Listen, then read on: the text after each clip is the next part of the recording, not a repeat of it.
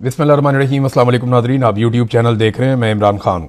Nadreen, Suhail Afridi अपनी campaign चला रहे हैं। कल उन्होंने दौरा किया बनू का। ये दहशतगर्दी से मुतासरा इलाका है, यहाँ पे ऑपरेशन भी चल रहे हैं और यहाँ पे दहशतगर्दी के कई वाक़यात भी हो चुके हैं, बल्कि कई एरियाज़ के अंदर लोगों का निकलना भी बाज़ औक़ात महाल हो जाता है। इसको हम पहले भी रिपोर्ट कर चुके हैं। लेकिन यहाँ का सुहेल अफरीदी ने दौरा किया, बड़ी कामयाबी से वहाँ गए। बड़ा चार्ज किस्म का क्राउड था, लोगों में बहुत गुस्सा है, बड़ा जोश है और लोग बार बार डी चौक जाने की बात करते हैं, क्योंकि वहां पे साबिक वज़ीर आला अली अमीन गंडापुर लाशें छोड़कर आए थे। तो खैबर पख्तूनख्वा के लोगों को आप अच्छी तरह जानते हैं, आपको आइडिया है कि ये गजूर पश्तून है। तो वहां पे क्योंकि लाशें छोड़कर आए थे, वो वहीं वापस जाना चाहते हैं। जहां पे भी सुहेल अफरीदी जाते हैं या अलीमा खानम जाती हैं, तो लोग उन्हें बार बार एक ही बात कहते हैं कि हम डी चौक जाना है, हमें डी चौक जाना है, डी चौक चलो। अब ये करते क्या है, किस तरीके से करते हैं, ये हिकमत अमली तो उन्होंने कहा कि हम एक हफ्ता पहले बताएंगे, लेकिन बड़ी तादाद में लोग निकले हैं। सुहेल अफरीदी के लिए जो एक बड़ा मसला है ना, वो ये नहीं है कि लोग कितने चार्ज हैं, ये भी मसला नहीं है कि लोग निकलना चाहते हैं या नहीं।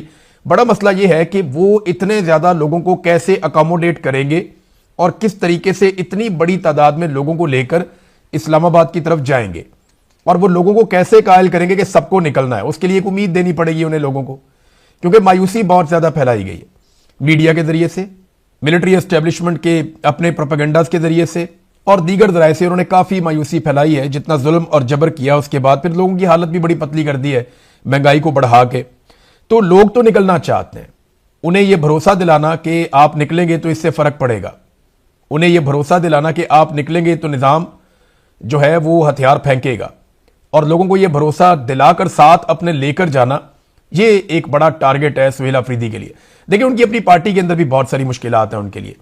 बहुत सारे लोग जो माजी में कामयाब नहीं हुए, वो नहीं चाहेंगे कि सुहेल अफरीदी कामयाब हो जाए, क्योंकि सियासत बड़ी जालिम चीज है। लोग बड़े मकसद से तवज्जो हटा देते हैं और छोटे छोटे फायदों के लिए लड़ना शुरू हो जाते हैं। एक मिसाल है उर्दू में, जैसे कहते हैं कि अपनी बोटी के लिए किसी और का ऊंट ज़िबा कर देना, यानी अपनी एक बोटी के लिए पूरा ऊंट ही मार देते हैं। और यही कुछ सियासत में होता है, क्योंकि सियासत के सीने में दिल नहीं है। अब ना सिर्फ सुहेल अफरीदी के लिए जो बड़ा चैलेंज है वो ये है कि सबको इकट्ठा रखें, पार्टी के सारे लोगों को एक साथ शामिल करें, लेकिन कमांड अपने हाथ में रखें बैक वक्त, क्योंकि कमांड उनके हाथ से गई तो मामला सुहेल अफरीदी के हाथ से निकल जाएगा। क्योंकि जो कुछ भी दांव पे लगा हुआ है वो अब सुहेल अफरीदी का लगा हुआ है, किसी और का कुछ भी दांव पे नहीं लगा हुआ, क्योंकि अनाउंसमेंट सुहेल अफरीदी ने की है। सारे लोग सुहेल अफरीदी की तरफ देख रहे हैं। इमरान खान ने सुहेल अफरीदी को कहा था कि स्ट्रीट मूवमेंट की तैयारी करो, लिहाजा सारा कुछ सुहेल अफरीदी का दांव पे लगा हुआ है। उनकी अपनी सियासत, उनकी इज्जत, उनकी जिंदगी, हर चीज दांव पे लगी है, और उन्हें सारों को साथ लेकर भी चलना होगा और साजिशों से भी बचना होगा। पब्लिक को यकीन भी दिलाना होगा कि जब वो निकलेंगे तो इससे फर्क पड़ेगा, और ऐसा बंदोबस्त भी करना होगा कि बड़े पैमाने पर लोग निकलकर उनके साथ चल पड़े। यहां जो जनूबी इजला है, यहां पे एक और प्रॉब्लम भी है, और वो ये है कि लोग शिकवा करते हैं कि इन इलाकों में बहुत सारी चेक पोस्टें हैं और हमें बार बार रोका जाता है, हमें तंग किया जाता है। यही प्रॉब्लम जो है वो बलूचिस्तान में भी आता है, यही मसला जो है वो खैबर पख्तूनख्वा में भी आता है। और लोग बार बार कहते हैं कि जो कंटोनमेंट्स बनाए गए हैं खैबर पख्तूनख्वा के मुख्तलिफ इलाकों में, वहां पर तलाशी की वजह से और रुकावटों की वजह से, नाकों की वजह से उनकी बड़ी तजलील होती है, उन्हें बड़ी परेशानी होती है, उनकी तलाशियां ली जाती हैं। फिर ये लोग बापर्दा लोग हैं, इनकी खवातीन बाज़ों का साथ होती हैं, तो वो भी एक बड़ा प्रॉब्लम हो जाता है। मुझे माजी में मेरे एक दोस्त थे मिलिट्री में, ब्रिगेडियर साहब, उन्होंने कहा जी यहाँ पे सबसे बड़ा इशू ये है कि खवातीन जब इनके साथ होती हैं ना, तो ये बहुत ज्यादा गुस्से में आ जाते हैं और ये नहीं चाहते कि इनकी गाड़ी को चेक किया जाए या कोई तलाशी ली जाए। ये उसे अपनी तौहीन समझते हैं। पश्तून और बलोच, इन लोगों में ये प्रॉब्लम है। प्रॉब्लम क्या है, उनका अपना एक कल्चर है, तो जब आप कल्चर के साथ टकराते हैं तो फिर उसका रद्द अमल तो आता है। अब यह है कि सुहेल अफरीदी ने कहा कि जनाब जो कंटोनमेंट्स क्यों नो गो एरिया बने हुए हैं, यानी ये सड़कें उन्होंने कहा कि हमने अवाम के लिए बनाई है, ये हमने नाकों के लिए या इदारों की हिफाजत के लिए सड़कें नहीं बनाई। यानी इदारे अगर अपनी हिफाजत करना चाहते हैं तो वो जरूरी तो नहीं है कि सड़कें बंद करके अपनी हिफाजत करें। पूरी दुनिया में इदारे अपनी हिफाजत करते हैं, सड़कें बंद किए बगैर भी करते हैं, लेकिन जिस तरीके से यहां पे नो गो एरिया बना दिया जाता है कंटोनमेंट को, वो एक प्रॉब्लम है। तो सुहेल अफरीदी ने उस पर वार्निंग दी कि उन्हें खत्म किया जाए, बल्कि उन्होंने कहा कि मेरे पेशावर जाने से पहले खत्म किया जाए। उन्होंने कोर कमांडर से भी कहा कि यह ज्यादती है, ये ज्यादती ना की जाए, सड़कें हमने अवाम के लिए बनाई है, ये हमने नाकों के लिए नहीं बनाई। या इदारों की हिफाजत के लिए सड़कें हमने तामीर नहीं की, अवाम के पैसा है, अवाम पे लग गया, सड़कें बन गई तो लोगों को वो सहूलत लेने दें। देखिए ना, भारत ने अपने कंटोनमेंट्स खत्म कर दिए। भारत ने आजादी मिली और लगभग 7 दहाइयों तक उनके वहां पे कंटोनमेंट्स रहे। कंटोनमेंट में आपको बताऊं, ये वो इलाका होता है जो फौज के जेरे कंट्रोल होता है, या उसको छावनी का इलाका कहते हैं, जहां पे फौजी निजाम चल रहा होता है, इसे कंटोनमेंट कहते हैं। यहां की सिक्योरिटी और दीगर बहुत सारी चीजें फौज के कंट्रोल में रहती हैं, तो बेशुमार चीजें रहती हैं, उससे बहुत सारा पैसा भी बाद का जनरेट होता है। तो इंडिया ने तो अपने कंटोनमेंट्स खत्म कर दिए और पाकिस्तान में हर थोड़े अरसे के बाद एक नया कंटोनमेंट एरिया बन जाता है, नए लोगों को वहां पे खपा दिया जाता है, वहां से ज्यादा इनकम जनरेट होना शुरू हो जाती है। तो ये ऐसा लगता है कि कंटोनमेंट्स के अंदर कोई और मखलूक रहती है और बाहर कोई और मखलूक रहती है। यानी कंटोनमेंट्स के बाहर रहने वाले पाकिस्तानी भी उतने ही महफूज होने चाहिए जितना कि कंटोनमेंट्स के अंदर रहने वाले पाकिस्तानी महफूज हैं। कंटोनमेंट्स के अंदर जो लोग रहते हैं उनके खून का रंग भी सुर्ख है, उनके पास भी ग्रीन कलर का शनाख्ती कार्ड है, वो भी एक आम पाकिस्तानी है, और जो कंटोनमेंट के बाहर रहते हैं वो भी आम पाकिस्तानी है। तो इनके लिए इतना फर्क क्यों है कि उनके लिए दीवारें खड़ी की जाती हैं, बड़े बड़े बैरियर्स लगाए जाते हैं, अब बड़े नाके लगाए जाते हैं और चेक पोस्टें बनाई जाती हैं, और आम आदमी को वहां दाखिल भी नहीं होने दिया जाता। कोयटा की मिसाल आपके सामने है। आपको अगर वहां दाखिल होना तो आपको बहुत पहले आगाह करना पड़ता है। वहां के जो जर्नलिस्ट हैं वो ऐसी ऐसी बातें बताते हैं कि बंदा कान पकड़ के रह जाता है कि ये क्या हो रहा है। बहरहाल ये कंटोनमेंट्स वाली पाकिस्तान के अंदर ही गेम चल रही है। इंडिया ने तो इसको खत्म कर दिया। हमें भी एक जमहूरी मुल्क होने के नाते इन चीजों को खत्म करना चाहिए। मुझे बड़ी शर्मिंदगी होती है जब मैं इंडिया की मिसाल देता हूं बहुत सारी चीजों के अंदर, लेकिन इंडिया हमसे बहुत बेहतर परफॉर्म कर गया बहुत सारी जगहों पे, बहुत सारी चीजों में। हमें भी ये परफॉर्मेंस दिखानी चाहिए थी। नाज़रीन, आज के दिन कौमी असम्बली और सेनेट के इजलास शुरू हो रहे हैं और उनमें नए सूबों के क्याम पर भी गुफ्तगू होगी। अलग अलग किस्म के बिल्स भी आएंगे। खासतौर पर मुझे अच्छी तरह पता है कि ये जो मक्का के अंदर एक मुआहदा हुआ जिसमें 3 मुल्कों का भी एक दिफाई इत्तेहाद हुआ है या दिफाई मुआहदा हुआ 3 मुल्कों के बीच में, उस मुआहदे के ऊपर भी करारदाद लाई जाएगी कि जनाब बड़ा अच्छा मुआहदा हुआ। लेकिन आप मजे की बात देखें कि करारदाद ये लेकर आएंगे, लेकिन करारदाद लाने वाले ने भी मुआहदा नहीं पढ़ा कि उसमें क्या लिखा हुआ है ना दिलचस्प बात। ये मुआहदे की तारीफ करो, इसके हक में करारदाद लेके आओ, ये हुक्म आ गया, हम तारीफ भी करेंगे, करारदाद भी लेकर आएंगे, लेकिन उसमें लिखा क्या है ये हम आपको नहीं बता सकते, वो सीक्रेट है। यानी अजीबोगरीब बात नहीं है आप।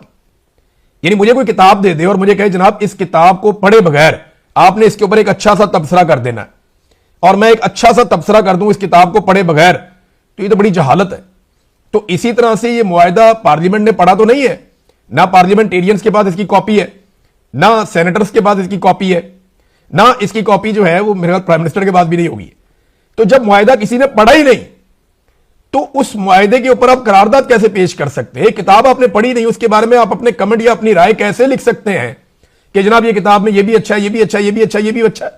ये नहीं कह सकते। आप सिर्फ ये कह सकते हैं इस बंदे ने किताब लिखी, इसकी बड़ी मेहरबानी, किताब लिखते रहना चाहिए, किताब बहुत अच्छी चीज होती है, काफ से किताब होती है और किताबें जो है वो दुनिया में इतनी सारी हैं और किताबों से तालीम फैलती। ये बातें तो आप जर्नल कर सकते हैं, लेकिन आप उस मुआहदे के बारे में स्पेसिफिकली जब तक नहीं जानते आप उसके ऊपर अपनी राय नहीं दे सकते। लेकिन यहां पे हुक्म आ गया है, लिहाजा ये करारदाद भी आएगी और मुतफिका तौर पे मंजूर भी हो जाएगी। आप देख लीजिएगा।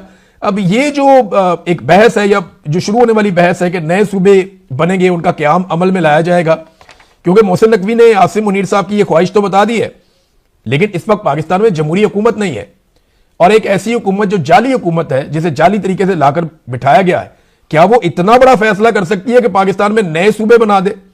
वैसे तो पाकिस्तान में नई अदालतें भी बना दी जाली हुकूमत ने, पाकिस्तान में इस्तिस्ना और एक्सटेंशन भी दे दी, 2 आईनी तरामीम करके आइन का हुलिया बिगाड़ दिया जाली हुकूमत ने।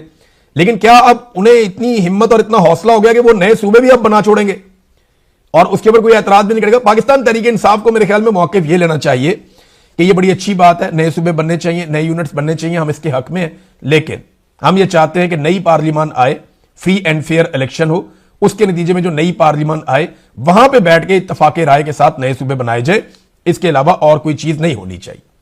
नाज़रीन, हालात ये हैं कि साबिक डिफेक्टो पाकिस्तान के हुक्मरान और साबिक army chief general Bajwa, de facto हुक्मरान में इसलिए कह रहा हूं कि ये आप बिला वजह ही यहां पे बैठे होते हैं वजीर आजम वगैरह आके, कंट्रोल तो सारा पीछे से आर्मी चीफ कर रहा होता है।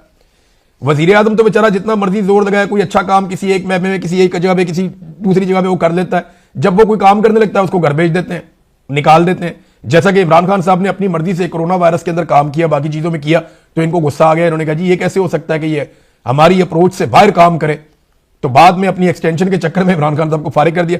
तो वो जो जनरल बाजवा जो पाकिस्तान से बहुत प्यार करते थे, बड़े मुहिब्बे वतन आदमी है, मुहिब्बे वतन के सारे सर्टिफिकेट उनके पास हैं, उनका इलाज जनाब दुबई में हो रहा है, सीएमएच में उनका इलाज नहीं हो रहा। मीडिया पे खबरें चलाई गई कि जनाब जनरल बाजवा के दुबई में टेस्ट हुए, मजीद कोई टेस्ट होंगे, उनका इलाज वहां पे जारी है, डॉक्टर्स इजाजत देंगे तब वो ट्रेवल करेंगे। आप अंदाजा करें, एक साबिक आर्मी चीफ है, वो अपना इलाज पाकिस्तान में नहीं करवा सकता।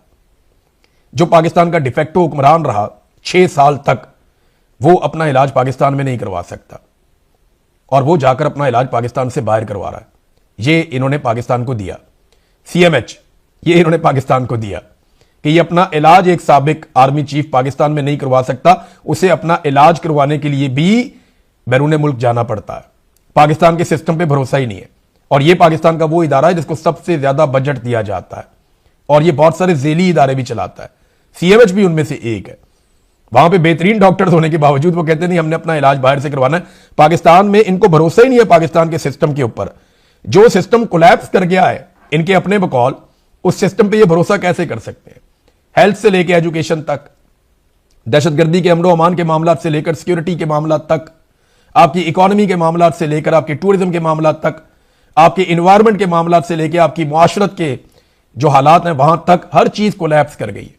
और इसको ठीक करने के लिए आपको एक कौमी इत्तफाक राय चाहिए, और कौमी इत्तफाक राय कौमी लेवल का लीडर लेकर आ सकता है। अगर आप पाकिस्तान में फ्री एंड फेयर इलेक्शन होने दें और एक हुकूमत बनने दें अवाम की मर्जी से, तो फिर कौमी इत्तफाक राय पैदा होगा। उसके बगैर यह हो नहीं सकता। नादरीन, कौमी इत्तफाक राय तो पैदा होगा या नहीं होगा, पाकिस्तान में और बहुत कुछ हो सकता है। यानी एक खबर थी और उसमें वो शाहिद अफरीदी का कसूर भी कोई नहीं है, मैं उसे ब्लेम नहीं करूंगा। उसका कुत्ता गुम गया, उसने ट्वीट कर दिया जी मेरा कुत्ता गुम गया, और मुझे उससे बड़ा प्यार है, हमने घर के फर्द की तरह पाला है, जिसको मिले वो मेरा कुत्ता जो है वो वापस कर दें। लोग उसका कुत्ता लेकर वापस आ गए, उसका कुत्ता उसे वापस कर दिया, वो खुश हो गया, उसने वीडियो बना दी कि जनाब मेरा कुत्ता मेरे पास वापस आ गया। वो खुश था, अच्छी बात है। किसी का भी कुत्ता गुमेगा वो कोई ना कोई इश्तिहार लगा देगा, पुलिस को बता देगा, या जिसके पास सोशल मीडिया का अकाउंट है वो उसके ऊपर लगा देगा। ये एक नॉर्मल चीज है। लेकिन पाकिस्तान के मीडिया ने इसे खबर बना के चलाया कि शाहिद अफरीदी का कुत्ता लापता हो गया। पाकिस्तान में बलोच नौजवान लापता होते हैं, पाकिस्तान में पश्तून नौजवान लापता होते हैं, पाकिस्तान में पंजाब में सवाल उठाने वाले लापता होते हैं, पाकिस्तान में शायर और सहाफी लापता होते हैं, पाकिस्तान के अंदर सियासतदान और वकील लापता होते हैं, पाकिस्तान में माओ के बच्चे लापता होते हैं, माएं उन्हें ढूंढती रहती हैं, सड़कों पे बैठी रहती हैं और खबर नहीं चलती। लेकिन शाहिद अफरीदी का कुत्ता लापता हुआ तो पाकिस्तान का मीडिया खबर चला रहा था। मुझे प्रॉब्लम शाहिद अफरीदी से नहीं है, उसका तो बेचारे का कुत्ता गुम गया था, वापस आ गया। मुझे प्रॉब्लम पाकिस्तान के मीडिया और निजाम से है। क्या जो आदमी फील्ड मार्शल का भोसा लेगा उसका कुत्ता भी गुम जाएगा तो मीडिया खबर चलाएगा? और जो आदमी फील्ड मार्शल की सियासत में मुदाखलत पर गुफ्तगू करेगा या तनकीद करेगा, वो साबिक वजीर आजम भी होगा तो उसे इलाज की सहूलत भी नहीं मिलेगी, और उसकी तस्वीर भी टीवी पे नहीं आएगी, उसकी आवाज भी टीवी पे नहीं सुनाई जाएगी। यह है हमारे मीडिया की हालत, और यह है पाकिस्तान में कानून और इंसाफ, यह है पाकिस्तान में तरीक़ाकार। अगर आप एस्टेब्लिशमेंट के सामने लेट जाएं, आप उनके वफादार बन जाएं, तो सारा निजाम आपको सर्व करता है। लेकिन आप अगर उनकी घटिया सियासत के ऊपर सवाल उठाएं तो फिर आपको गुमनाम कर दिया जाता है, आपका नाम मिटा दिया जाता है, आपका निशान मिटा दिया जाता है, जो पाकिस्तान में किया जा रहा है। बड़ा अनफॉर्चुनेट है, मुझे बड़ी तकलीफ हुई ये कंपैरिजन करते हुए। लेकिन सच ये है कि एक कुत्ते के लापता होने पे खबरें चल रही हैं, मीडिया में हेडलाइंस चल रही हैं, लेकिन माओ के बच्चे लापता हो रहे हैं बलूचिस्तान में, खैबर पख्तूनख्वा में, हमारे नौजवान लापता हो रहे हैं, उसके बारे में कभी मैंने खबर चलती नहीं देखी, बल्कि उस खबर को दबाया जाता है, छुपाया जाता है। वो माएँ सड़कों पे बैठी रहती हैं लेकिन उनकी खबर नहीं दी जाती, सामने ही नहीं आने दिया जाता। लेकिन अगर आप लाडले सिस्टम के तो फिर आपको क्या मिलता है? ये आईजी और डीसी जो है वो बग्गी में बैठ के इस्लामाबाद में फिर रहे थे वहां पे, और बार बार वो जो वहां पे मेजबान था या जो माइक के ऊपर एक शख्स था और एक खातून थी, वो बार बार ये गुजारिश कर रहे थे कि तालियां बजाएं, तालियां बजाएं। कोई बंदा ताली नहीं बजा रहा था। आईजी और डीसी वहां पे बग्गी में बैठ के गुजरे अवाम के सामने से। मोहसिन नकवी ने कहा जी इसलिए गुजरे कि हम नहीं आ सके, सदर नहीं आ सके। और भाई बात यह है कि इनकी औकात क्या है कि ये उसके अंदर बैठे? क्या ये अपने आप को हुक्मरान समझ रहे थे? इन्हें लग रहा था कि ये हुक्मरान है और ये बग्गी में बैठेंगे? इसके पीछे ना एक रीजन है। एक तो अवाम ने ताली नहीं बजाई। इससे आईजी को और डीसी को अपनी औकात का पता चलना चाहिए कि उनकी हरकतों की वजह से लोग उन्हें कितना प्यार करते हैं या लोग उन्हें कितना पसंद करते हैं कि किसी ने ताली भी नहीं बजाई। लोग उन्हें पसंद भी नहीं कर रहे थे, बार बार कहा जा रहा था और ताली नहीं बज रही थी, और ये वहां पे चौड़े होकर बग्गी में बैठे हुए थे, खुद को हुक्मरान समझ रहे थे। दरअसल इनको ना इस बात का पता है कि जो हुक्मरानों को लेकर आए ना, उन्होंने इनको लाकर ये पोस्टिंग्स दी हुई हैं। यानी जिन्होंने इनको पोस्टिंग्स दी हैं, एक को आईजी बनाया, एक को डीसी बनाया, उन्हीं लोगों ने जो है वो हुक्मरानों को भी लाकर बिठाया जाली फॉर्म 47 के ऊपर।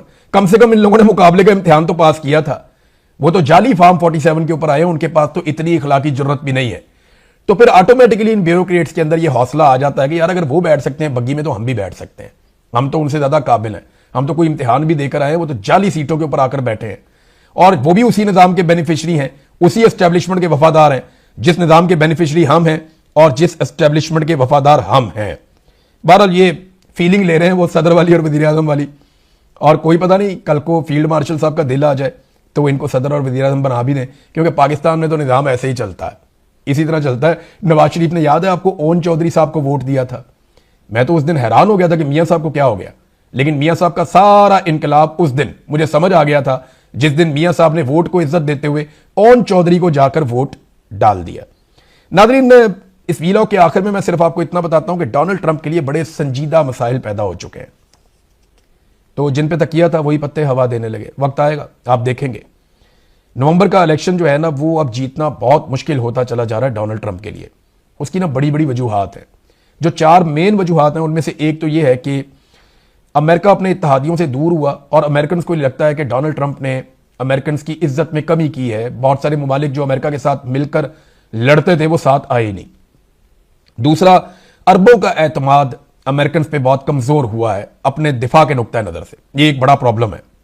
तीसरा यह है कि अमेरिकी फौजी ताकत पर बहुत सारे सवालिया निशानात उठे हैं। यानी अगर वो ईरान के साथ नहीं लड़ सकते तो रशिया और चीन के साथ कैसे लड़ेंगे, एक बड़ा सवाल पैदा हो गया। फिर ट्रंप के जो आलमी सतह पे जो उनका इमेज है, वो बना रहे थे कि मैं जंगे रोकने वाला आदमी हूं, उस इमेज को बड़ा धचका लगा है।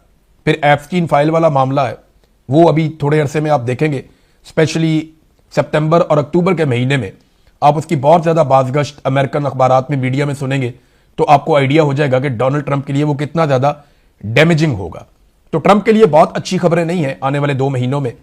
और असल में जो टिक टॉक हो रहा है ना, काउंटडाउन, वो उधर अमेरिका में डोनाल्ड ट्रंप के लिए हो रहा है। तो पाकिस्तानी सरकार ने लॉबिस्ट हायर किए हुए हैं और पाकिस्तानी सरकार पूरी कोशिश कर रही है, सरकार में बोलूं तो आसिम मुनीर और उनके साथी ये पूरी कोशिश कर रहे हैं कि किसी तरह अब जो दूसरी तरफ की पार्टी है, क्योंकि ये तो रिपब्लिकन्स हैं, अब वो चाहते हैं कि डेमोक्रेट्स के साथ भी इनके ताल्लुकात दोबारा से इस्तवार हों और बेहतर हो जाए, ताकि आने वालों के साथ भी इनकी पींगें चढ़ जाएं।